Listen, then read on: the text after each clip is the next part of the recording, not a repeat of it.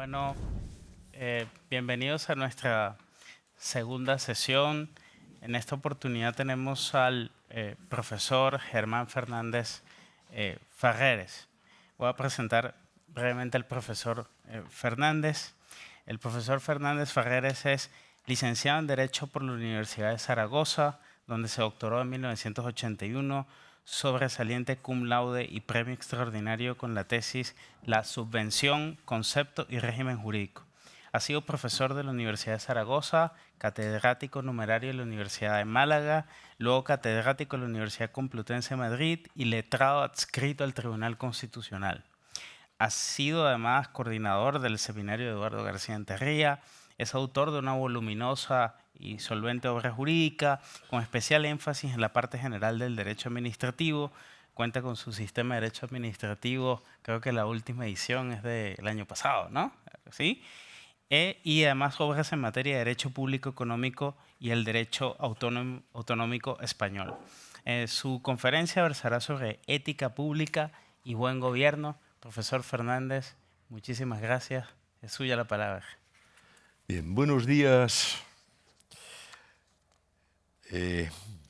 Debo comenzar, manifestando mi satisfacción por encontrarme hoy aquí, por vez primera, en la sede madrileña de la Fundación Francisco Marroquín.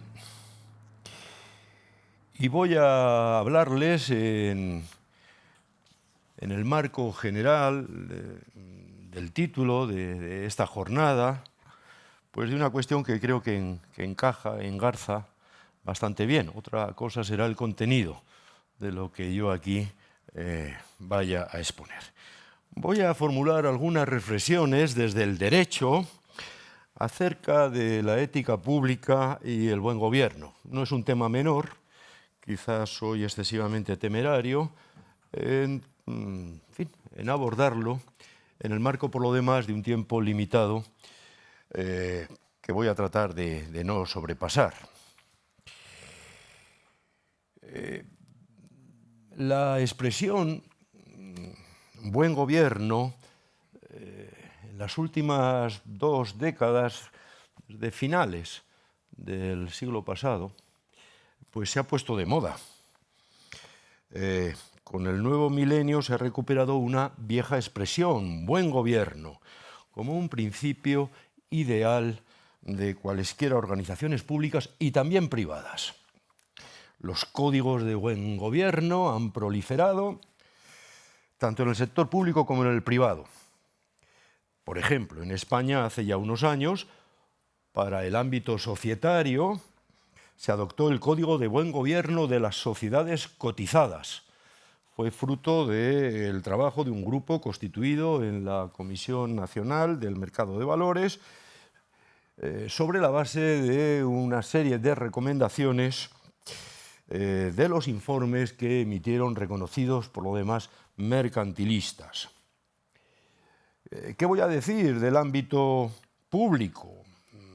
Se han acordado códigos similares.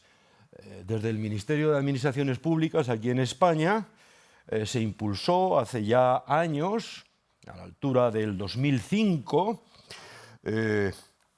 un código de buen gobierno. Código del buen gobierno o de buen gobierno de los miembros del gobierno y de los altos cargos de la Administración General del Estado. Y que se expandió luego también a todo el conjunto de entidades instrumentales que conforman el llamado sector público estatal. En el ámbito de la regulación de la función pública, el Estatuto Básico del Empleado Público, una ley del año 2007, con gran énfasis, por cierto, en su exposición de motivos,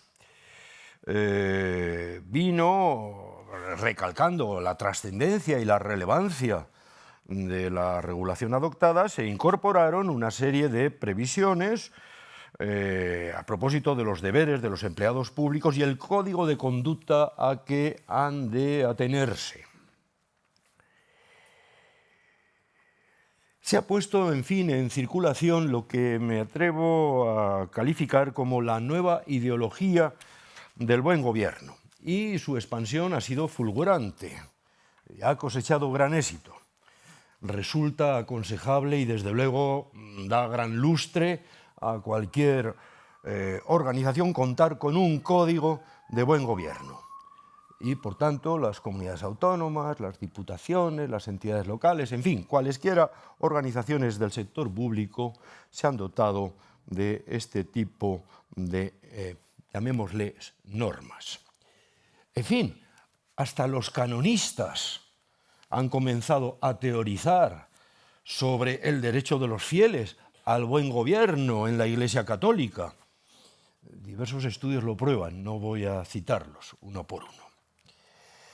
Sin embargo, de inmediato he de decir que a la vez que ha aprendido la euforia por el buen gobierno, otro de los dogmas vigentes en la actualidad, me refiero a la competencia en las actividades económicas y en la prestación de servicios, paradójicamente ha venido a desarbolar algunas prácticas que, al menos tradicionalmente, parecían estar al servicio justamente de la ética, de la deontología, del buen hacer, de las conductas profesionales.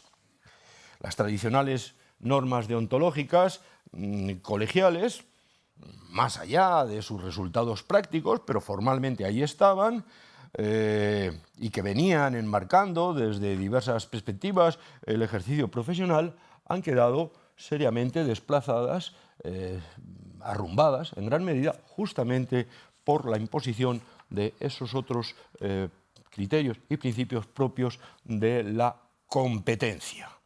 Seguramente, pues estos desequilibrios que se producen o estas tensiones que se producen, a veces, si no son justamente medidas, si no son atinadas, pues pueden llevar a algunos problemas, a algunas disfunciones importantes. En fin, ¿qué voy a decir de la expresión buen gobierno en el dominio común de las organizaciones internacionales? El Banco Mundial, el Fondo Monetario, el Programa de las Naciones Unidas para el Desarrollo, en fin, todas han izado desde hace años la bandera del buen gobierno. Un buen gobierno suele afirmarse en la riada, en el mar de informes al respecto, un buen gobierno que, entre otras implicaciones, demanda, se dice, y requiere de una amplia participación pública a fin de asegurar que las prioridades sociales y económicas están basadas en un amplio consenso social. La Convención Americana, suscrita ya en el marco de la Organización de Estados Americanos en el lejano 1996, y los numerosos códigos y reglamentos de ética que de continuo se vienen adoptando, es, repito, una marca, una seña de identidad de nuestro tiempo. La preocupación pública y colectiva por la ética, eso en general, y desde cualesquiera planteamientos, nadie duda en enarbolar esa bandera.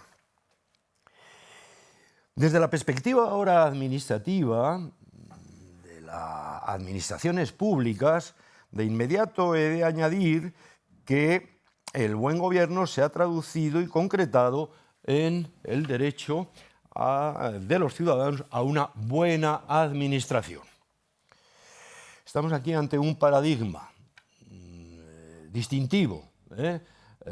Alguien ha dicho o alguien ha utilizado la expresión que hay que dar una nueva mirada al derecho administrativo desde la buena administración.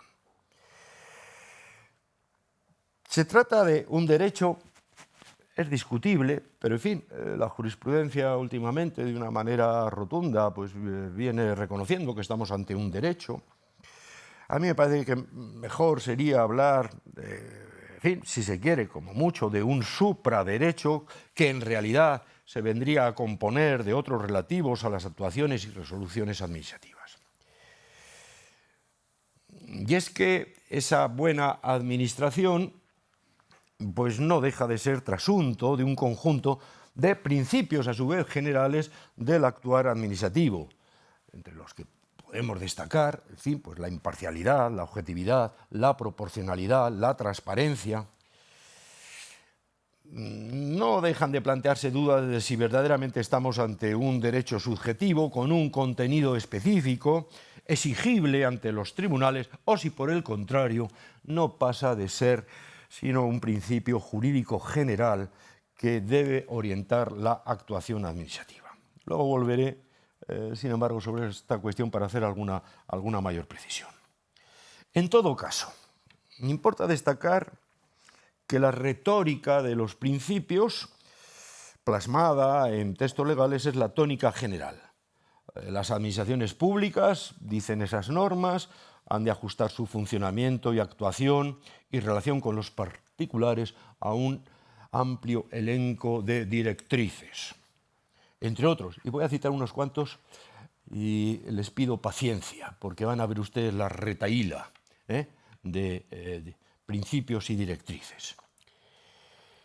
Eficacia de los servicios, proximidad de la administración a los ciudadanos, participación, objetividad y transparencia de la actuación administrativa, racionalización y agilidad de los procedimientos y de las actividades materiales de gestión, buena fe, confianza legítima, lealtad institucional, responsabilidad por la gestión pública, planificación y dirección por objetivos, control de la gestión y evaluación de los resultados de las políticas públicas, eficacia a la vez que eficiencia, en fin, cooperación, colaboración, coordinación entre las distintas administraciones públicas, y podría seguir.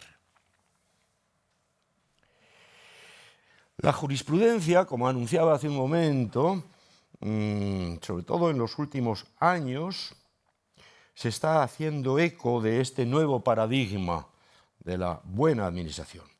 Nuestro Tribunal Supremo, Sala Tercera, y especialmente una sección de la Sala Tercera, la sección segunda, que es la que conoce de los asuntos tributarios, viene afirmando que el principio de buena administración está implícito en nuestra Constitución y constituye, según la mejor doctrina, como vengo diciendo, un nuevo paradigma del siglo XXI. Queda referido a un modo de actuación pública que excluye la gestión negligente, sin que además sea, dice el Tribunal Supremo, una pura fórmula vacía de contenido, sino que se impone a las administraciones públicas, de suerte que el conjunto de derechos que de ese principio derivan han de tener plasmación efectiva y llevar aparejados por ello un correlativo elenco, conjunto de deberes plenamente exigibles por el ciudadano a los organismos públicos. Es decir, que la jurisprudencia del Tribunal Supremo reciente está extrayendo consecuencias muy importantes de este principio de buena administración. Otra cosa es que sean aceptables o que sean jurídicamente, reconocibles en su verdadero y propio fundamento.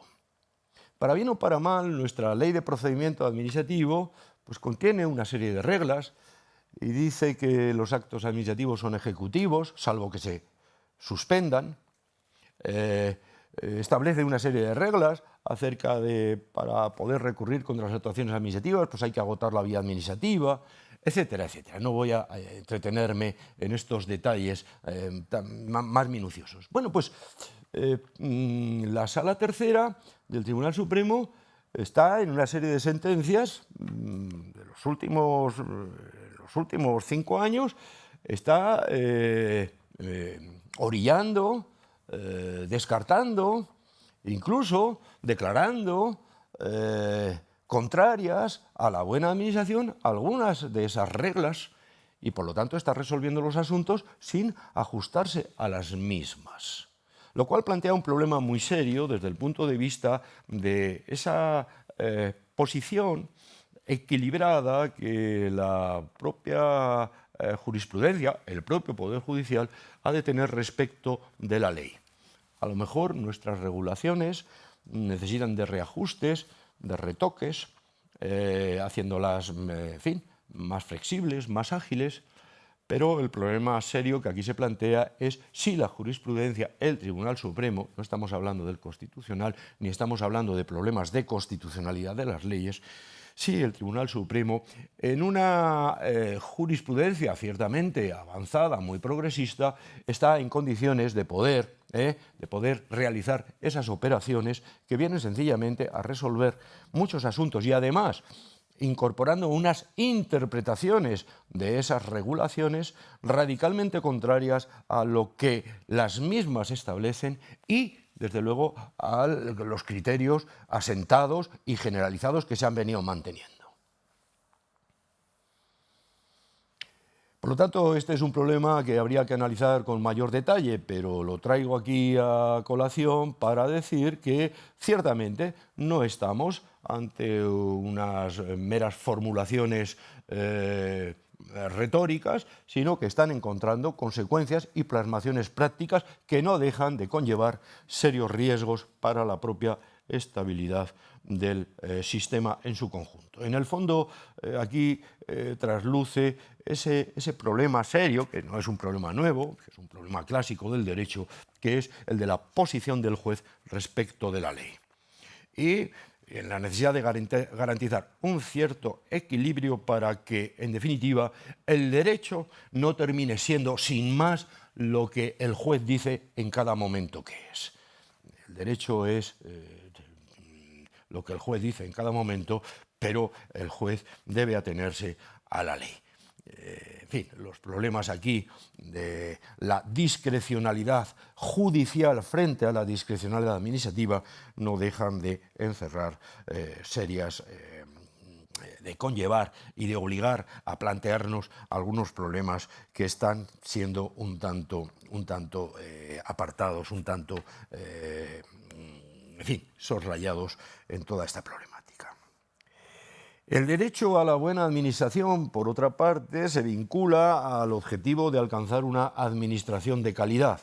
De nuevo, un concepto abierto. La calidad y mejora continua de la administración resume una aspiración que, por ejemplo, pues tiene su traducción en esos intentos de establecer cartas de servicios que se definen como unos documentos que constituyen el marco de referencia, el instrumento a través del cual los órganos, organismos y entidades de la administración informan a la administración, a los usuarios sobre los servicios que tienen encomendados, los derechos que les asisten, etcétera, etcétera.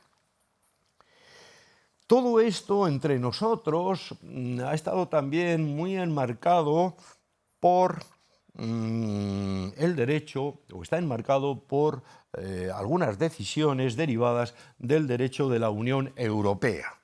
Se ha ensalzado mucho esa previsión contenida en el artículo 41 de la Carta de Derechos Fundamentales de la Unión Europea, que proclama el derecho, lo califica como tal, a una buena administración.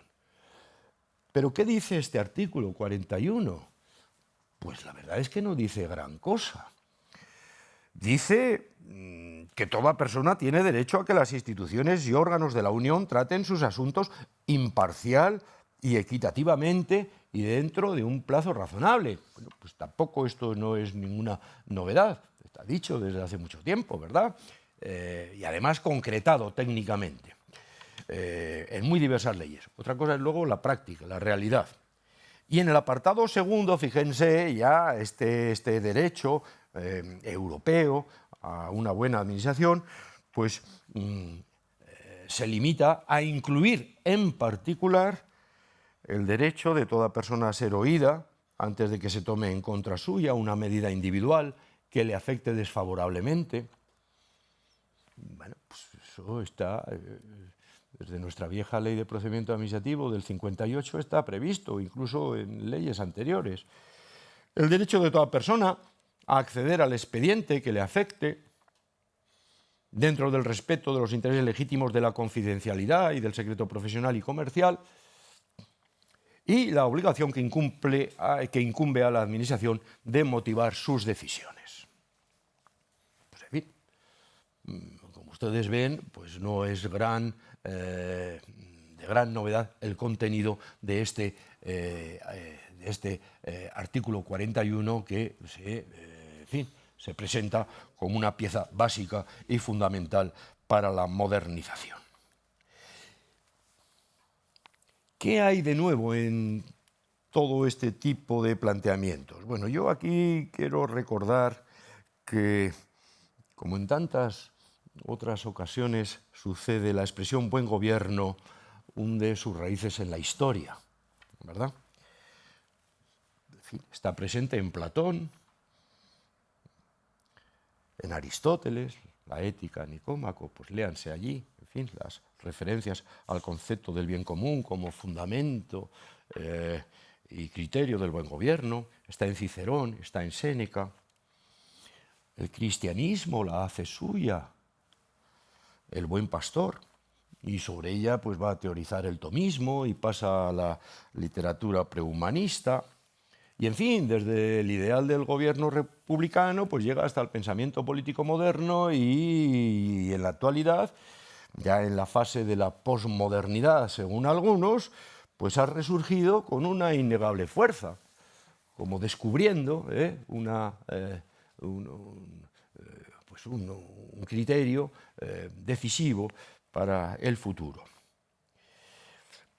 Entre nosotros, el primer Nueva Crónica y Buen Gobierno de Felipe Guamán Poma de Ayala es una obra escrita, por lo que he podido consultar en quechua, hace ya 4 siglos, y es una carta dirigida a Felipe III,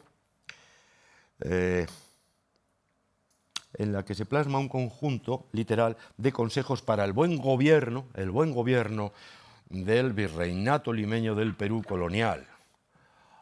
En nuestra literatura, Luis Medina Alcoz, que acaba de escribir una historia del derecho administrativo verdaderamente sugestiva, se remonta también a periodos anteriores, a los siglos XIX y XX, que son el objeto central, y nos recuerda pues, cómo esta propia expresión del buen gobierno pues, aparece en obras como la de Antonio Cáceres Pacheco, que publica en 1557 su Arte del buen gobierno municipal, y en fin, termina siendo ya casi inevitable siempre que se habla de esto y de otras tantas cosas, referirse al Quijote, ¿verdad? A Don Quijote. Pues no pocas son las recomendaciones de Don Quijote a Sancho para el gobierno de Barataria, ¿verdad? Les voy a citar una. Dice Don Quijote a Sancho: no hagas muchas pragmáticas, y si las hicieres, procura que sean buenas, y sobre todo que se guarden y cumplan, que las pragmáticas que no se guardan, lo mismo es que si no lo fuesen. Antes dan a entender que el príncipe que tuvo discreción y autoridad para hacerlas, no tuvo valor para hacer que se guardasen. Y las leyes que atemorizan y no se ejecutan vienen a ser como la viga, rey de las ranas, que al principio las espantó y con el tiempo la menosprecian y se suben sobre ella. En fin, para quien viaje por Italia y haga un recorrido por la Toscana, les recomiendo que visiten Siena y el Palazzo Comunale de Siena y contemplen los frescos del buen gobierno de Ambrogio Lorenzetti, donde representa alegóricamente el buen y el mal gobierno en la gran sala de juntas de gobierno del palazzo, y que constituyen una representación de primer orden, que además ha concitado la atención de los juristas y de los científicos de la política o de los politólogos. Por ejemplo, las ideas y la intencionalidad política del autor de los frescos fueron analizadas por don Manuel García Pelayo en su trabajo El buen y el mal gobierno, donde además se contienen las ilustraciones y sobre ello gira un espléndido estudio del profesor de Oxford, Quentin Skinner, Los frescos del buen gobierno, de Ambrogio Lorenzetti, que ha sido traducido, el artista en filosofía política, que ha sido traducido al español hace unos años, y también que cuenta con una edición donde figuran los frescos. Bueno, ¿qué quiero decir con todo esto? Pues quiero decir que no estamos ante nada nuevo y que a la vez la expresión buen gobierno encierra múltiples perspectivas y significados. Permite reconducir a la misma muy diversos contenidos y aspiraciones, desde aspectos estructurales y organizativos a exigencias personales y subjetivas de los representantes y servidores públicos. Pero lo capital y lo fundamental es la concreción técnica en las correspondientes regulaciones sectoriales de estos ideales, estas aspiraciones, porque si no, nos sirve de poca cosa. Conecta esta idea del buen gobierno, desde luego, con la dimensión subjetiva y personal, ¿verdad?, de los gobernantes y de los servidores públicos. La ética pública aparece así, asociada irremisiblemente al buen gobierno, a la buena administración, a la buena gestión pública. La idea fundamental, por tanto, vendría a ser el mero perfeccionamiento técnico de las instituciones y organizaciones. Las buenas leyes, por sí solo no garantizan el correcto y debido ejercicio del poder. Aunque no se pueda confiar todo a la probidad y la decencia de los representantes y servidores públicos y, por lo tanto, a la ética personal, por tanto, hacen falta instituciones bien organizadas, bien asentadas, normativas razonables desde el punto de vista de los propios valores a los que deben responder, comenzando por ese valor fundamental y absoluto que es la seguridad jurídica. Pero, en fin, sin perjuicio de todo ello, sin esos valores también subjetivos, los mecanismos institucionales y organizativos de poco sirven. Y de ahí también que ahora, desde la perspectiva más subjetiva, pues también contemos con innumerables recomendaciones. La recomendación del Consejo de la OCDE sobre integridad pública de 2017, o, ¿qué voy a decir?, de algo que se puso también, tuvo, en fin, éxito, cosechó éxito entre nosotros y en general en Europa, pero aquí en España tuvo una gran acogida, que voy a decir, de la influencia del conocido informe Nolan de 1995. El informe Nolan sobre los estándares de conducta en la vida pública en Gran Bretaña ha sido un documento que tuvo una gran repercusión doctrinal y política. En la práctica, pues, en fin, es mucho más dudoso ya. Un informe elaborado, por cierto, en buena medida como reacción a las reformas conservadoras tendentes a una mayor eficacia y efectividad de la acción pública, que sin embargo produjeron una enorme erosión de la confianza de los ciudadanos en las instituciones y sus gobiernos y en el propio funcionamiento de los servicios públicos en el Reino Unido. Y de ahí que ese informe se presentase pues, como un intento de restauración de dicha confianza, fijando y estableciendo un conjunto de pautas de actuación en la gestión de los asuntos y servicios públicos. En fin, alcanzaron notoriedad los 7 principios de la vida pública enunciados por el informe Nolan.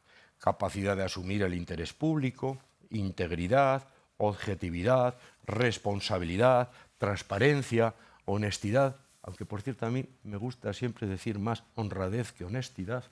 Alguien decía que la línea divisora está en la cintura entre honradez y honestidad, pero no sé si es acertado, pero a mí me gusta hablar más de honradez que de esto otro, y capacidad de decisión. Y todo esto se copia, se adopta en el 2005, repito, en ese código de buen gobierno del que se dotó el gobierno español y la administración pública española. Todo esto, repito una vez más, puede servir de muy poco si luego no se instrumenta técnicamente, si luego no se concreta.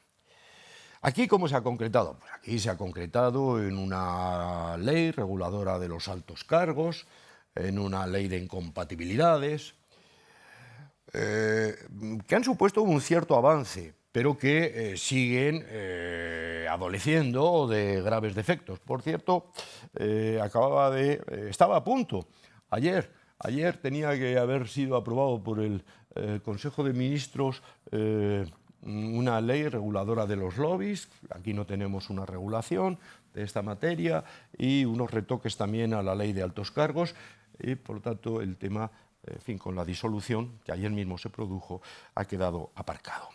Ahí hay problemas técnicos que luego se plantean en la práctica y que no se pueden resolver de estos principios generales, sino desde la regulación concreta y detallada que se haya establecido. Por lo demás, en fin, sobre ese código ahora podría entretenerme en decir que de nada sirven, repito, si no tienen luego esa eficacia concretada y materializada en regulaciones detalladas, y sí que sirven, eso sí, desde el punto de vista propagandístico. Los efectos propagandísticos vinculados a la adopción de este tipo de normas, que si se quedan en sí mismas, pues operan como puras o como meras normas placebo, buscan tranquilizar los espíritus, dan imagen de seriedad y de honradez, todos luchan contra la corrupción, todos persiguen el ideal de la buena prestación de los servicios, etc., pero desde luego se proclama el compromiso con la ética, pero en definitiva el riesgo serio es que sirvan sencillamente como excusa para no adoptar otras medidas de carácter estructural y organizativo que son menos llamativas, pero que son absolutamente imprescindibles para dotar de contenidos esos ideales. Por tanto, no puede esperarse de los mismos, de esos códigos, etcétera, de ese tipo de normas, gran cosa, si no vienen acompañados de otras medidas y decisiones. No ignoro, y voy a ir concluyendo para ajustarme al tiempo, no ignoro que no hay sistema perfecto, y sobre todo que aun cuando se llegue a dar con él, desde el punto de vista regulatorio, etcétera, pues no por ello quedará asegurado el éxito. Me gusta repetir una expresión de una de las primeras sentencias de nuestro Tribunal Constitucional. Como antes se apelaba a que se dé el nombre y apellidos de los jueces que dictan las sentencias, que no las dictan el tribunal, son los ponentes, etc. Pero, en fin, en este caso, la expresión que voy a decir se puede imputar al que fue ponente de esta sentencia, que fue el profesor Rubio Llorente. Y en esa sentencia constitucional 58/1982 de 27 de julio dice el tribunal: aunque el Estado de Derecho tiende a la sustitución del gobierno de los hombres por el gobierno de las leyes, no hay ningún legislador, por sabio que sea, capaz de producir leyes de las que un gobernante no pueda hacer mal uso. Es evidente, como es evidente que los destinatarios últimos de esas normas y a los que se les aplican estaban también, en tantas y tantas ocasiones, muy dispuestos a darle la vuelta por completo a las previsiones para zafarse de las mismas en cuanto entiendan que les perjudican subjetivamente, aun cuando estén al servicio del interés general. De tal manera que, en cualquier caso,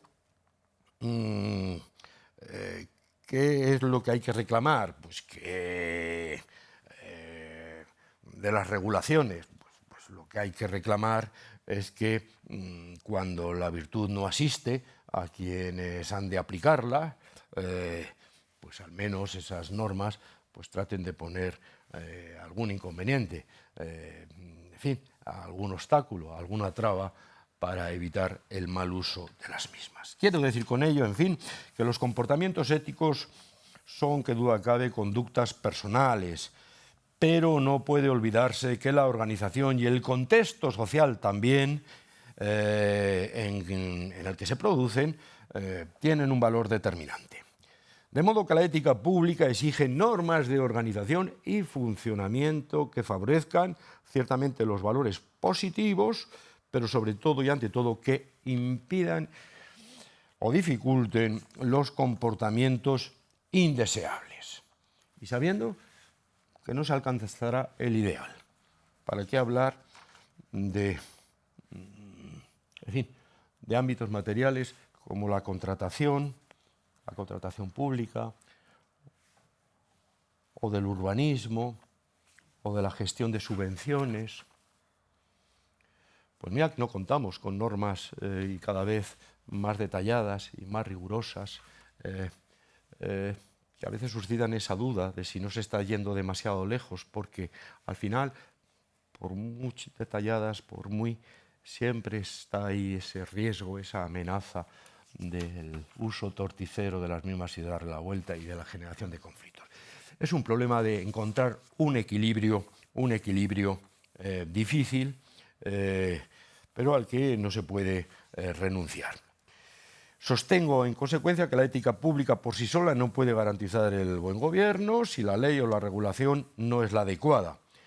Y, desde luego, si no se cuentan con eficaces sistemas de control de la integridad en todos los organismos del sector público que permitan detectar ex ante y no solo ex post aquellas prácticas irregulares o directamente corruptas. Claro que la gran duda, el gran inconveniente está en pasarse, permítanme la expresión, de frenada, ir más allá de lo debido y, por lo tanto, yugular y hacer que el sistema no pueda por sí mismo funcionar justamente por estos mecanismos preventivos. Esto me lleva a prácticamente a concluir diciendo que en todas estas cuestiones, en todos estos temas, la tensión y el riesgo de contradicciones es patente. Incluso, diré, me lleva a decir que el exceso de celo, la desmedida responsabilidad en el servicio público, la búsqueda de la mayor eficacia en el servicio público, hasta pueden jugar malas pasadas si se administran indebidamente. Y lo voy a ilustrar con un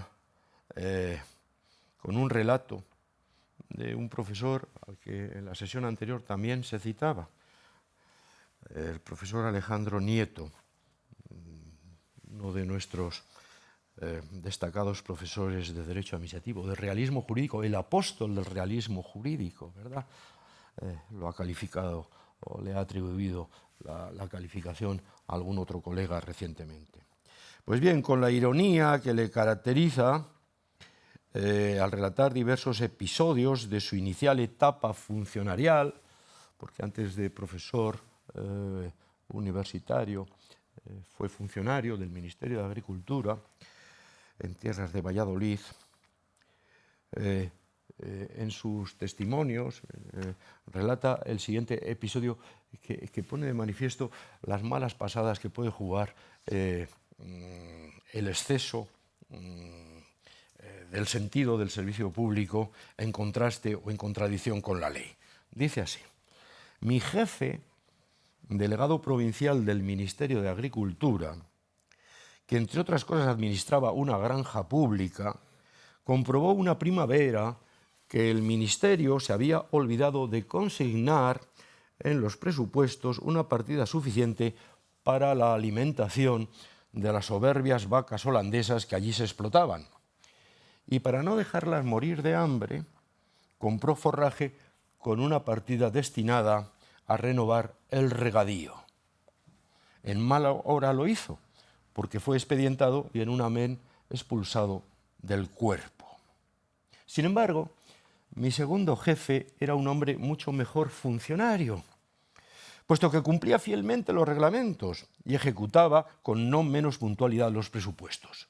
Las vacas se murieron de hambre, que era una pena oírlas, pero se cumplió la ley, que es lo importante. Tanto que a pesar de las quejas y lamentaciones de los ganaderos, pronto le ascendieron.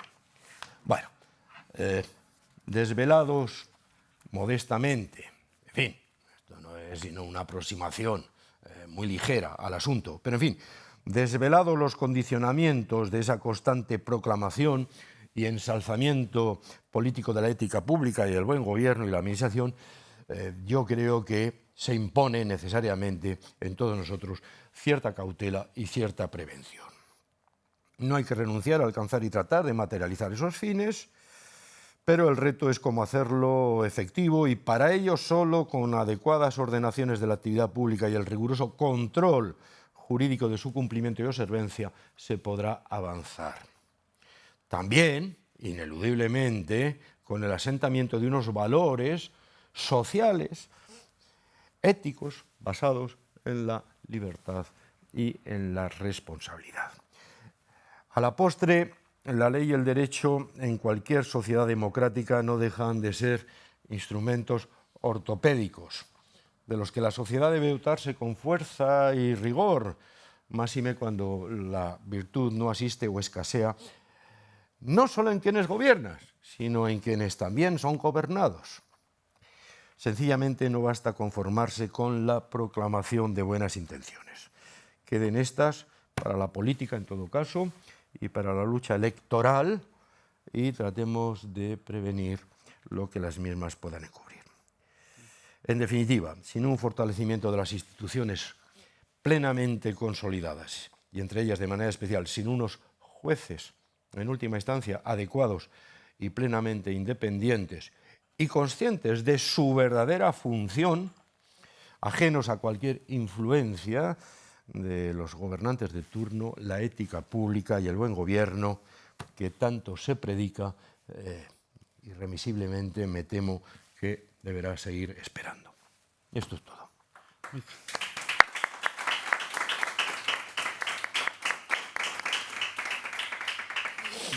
Muchísimas gracias, profesor.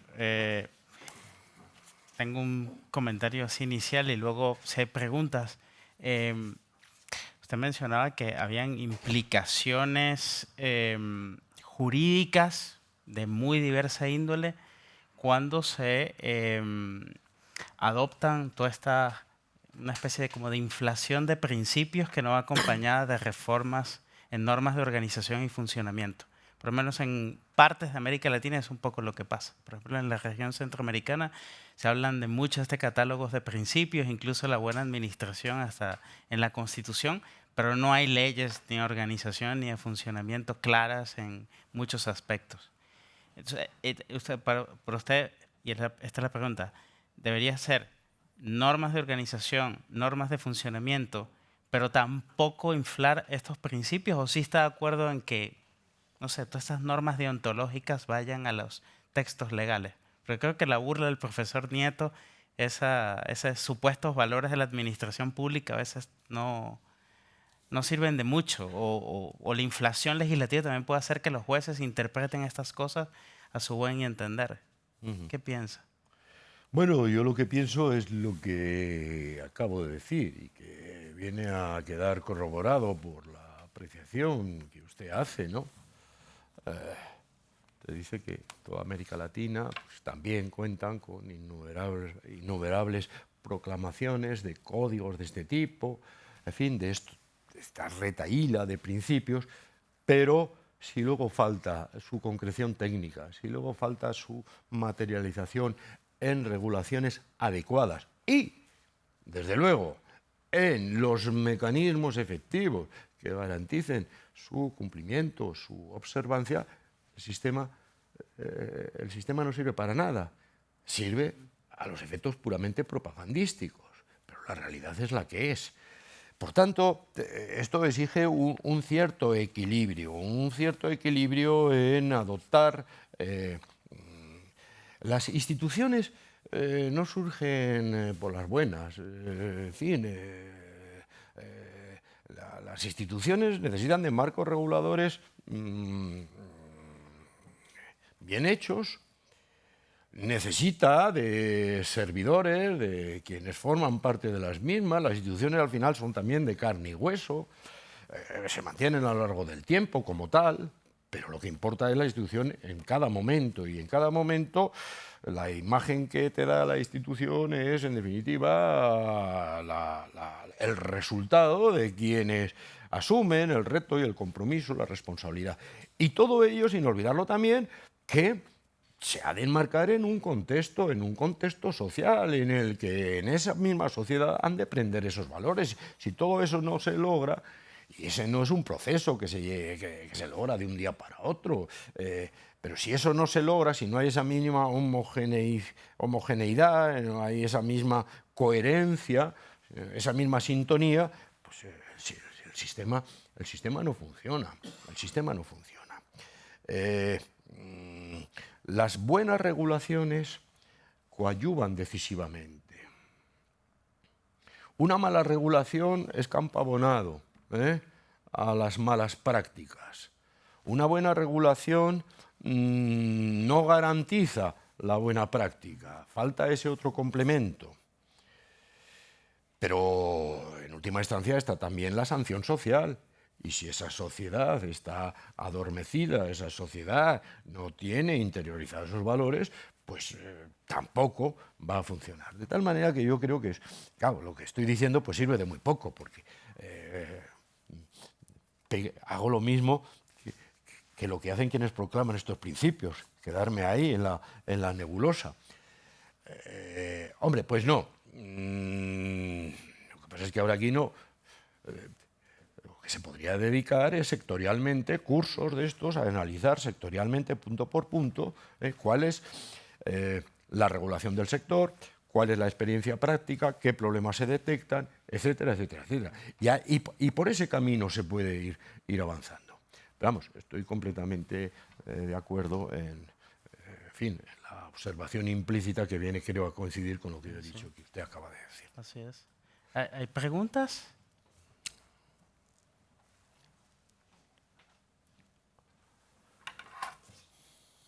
Profesor, qué gusto escucharle. Mi pregunta sería lo siguiente. También dedicado al derecho administrativo y teniendo conciencia de lo ineficiente, lo arbitrario que suelen ser los gobiernos, la burocracia. Tenemos siglos hablando de buen gobierno, buena administración, desde Platón, desde el Quijote. Y no lo logramos. Mi pregunta concreta, ¿no será mejor que haya cada vez menos administración pública?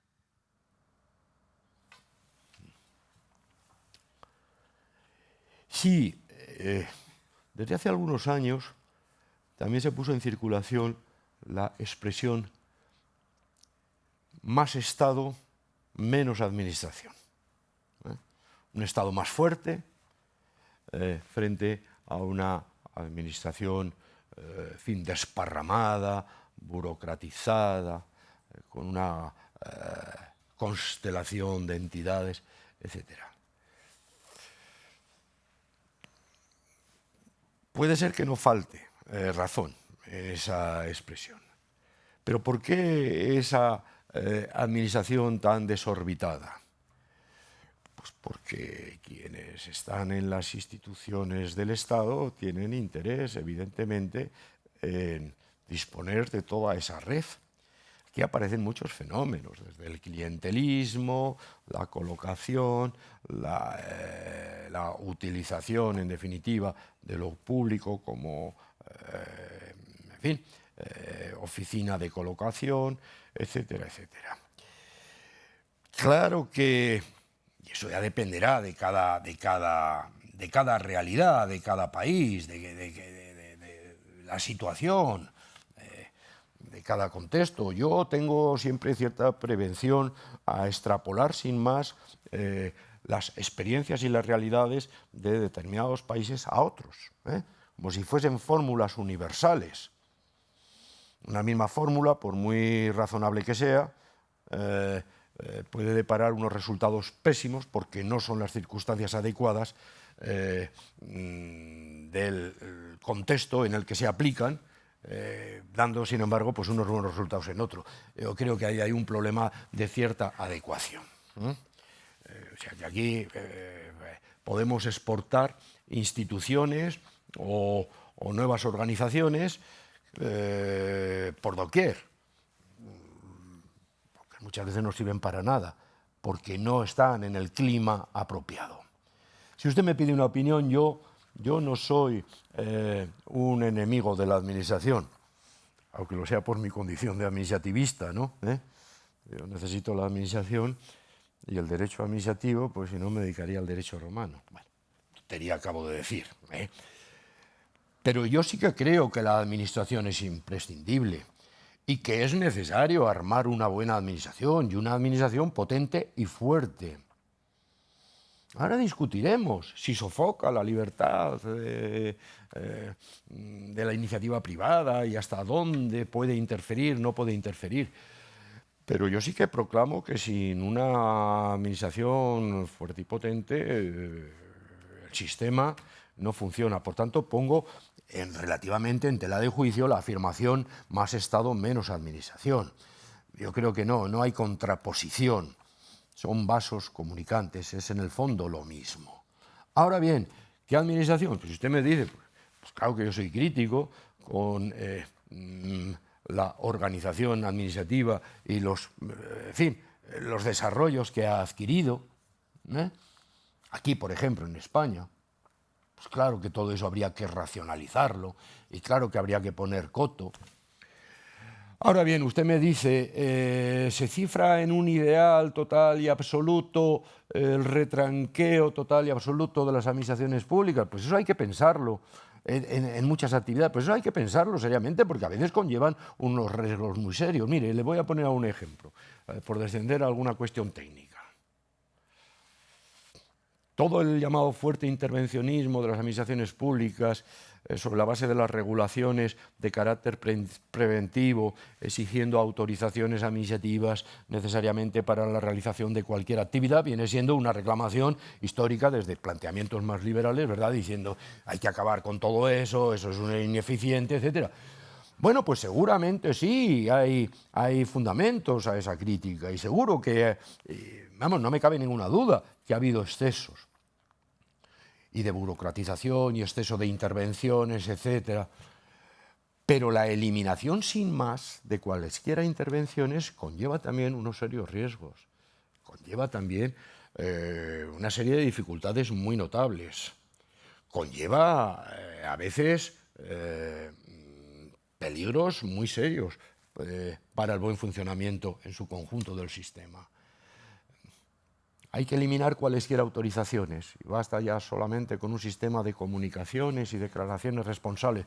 Pues depende de en qué sectores y depende a la vez cómo yo articule esas comunicaciones y esas declaraciones responsables, porque no puede dejarse todo al libre albur. Hay que analizar sector por sector y caso por caso y salir un tanto al paso, yo creo, de afirmaciones globales y genéricas excesivamente rotundas. Por lo tanto, pues en fin, no le solvento tampoco gran cosa, pero sí que le apunto más o menos mi idea. Yo no estoy en la línea de... Mire, en muchos casos lo público funciona mejor que lo privado. Fíjese lo que me atrevo a decir en esta sede. Yo acabo de tener una experiencia reciente con una empresa editorial que no hay forma de que me abone los 250 euros, fíjese usted qué retribución, por una publicación reciente. No hay forma. Y le mando correos a la analista financiera de no sé qué. Y me da largas y más largas. He ido a dar una clase al Instituto Nacional de Administración Pública y al día siguiente me han pagado. O sea que bueno, que todo depende a veces de las experiencias que uno vive. ¿Tomás? Profesor, ¿se me oye? En primer lugar, muchas gracias por tocar tantos temas de una manera tan sugerente y dejando tantas puertas abiertas a la reflexión.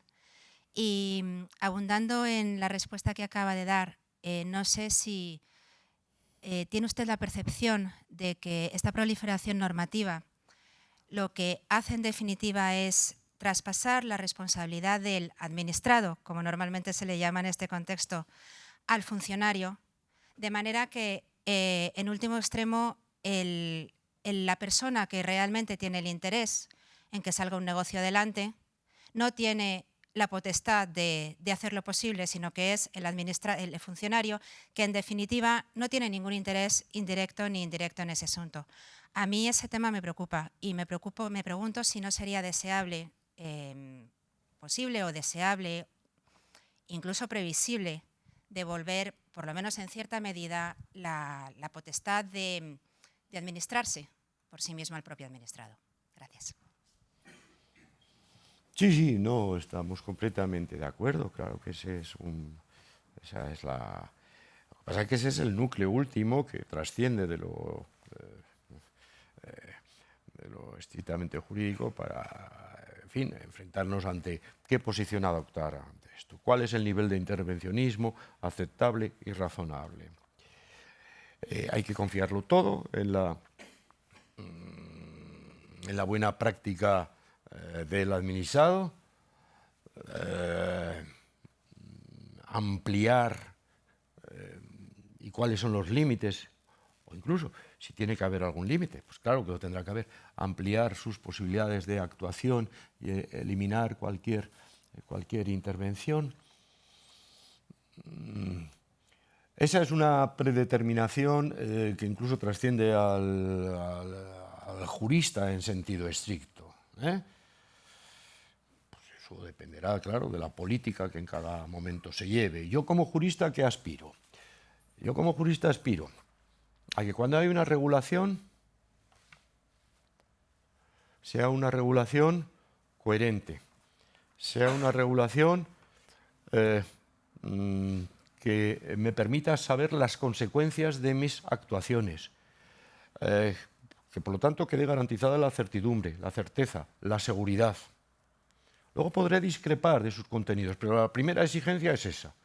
Yo quiero leyes seguras, leyes de buena factura técnica. Y la buena factura pasa por eso, por la determinación clara de lo que se quiere. Yo incluso, fíjese, aún voy a ir más lejos, yo sé que es muy arriesgado esto que digo, yo en ocasiones prefiero un derecho seguro frente a un derecho más justo, pero más incierto. Yo lo que quiero es, y ese es de entrada un punto de partida básico y fundamental, yo quiero seguridad jurídica,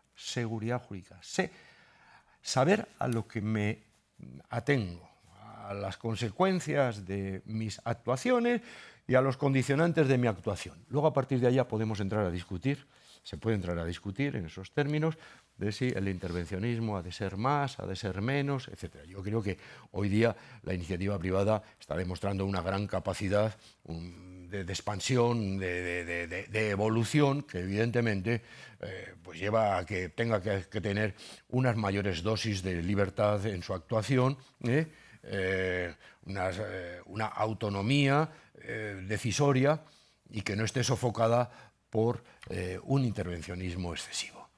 Pero repito, hay una cuestión que a mí me preocupa más en mi condición de jurista, que es la que le acabo de decir. Tener en todo caso seguridad. Y cuando no hay seguridad, cuando hay incertidumbre, y muchas de esas desregulaciones excesivas, lo que provocan es una gran inseguridad y unos grandes inconvenientes. Muchas gracias. Gracias, profesor.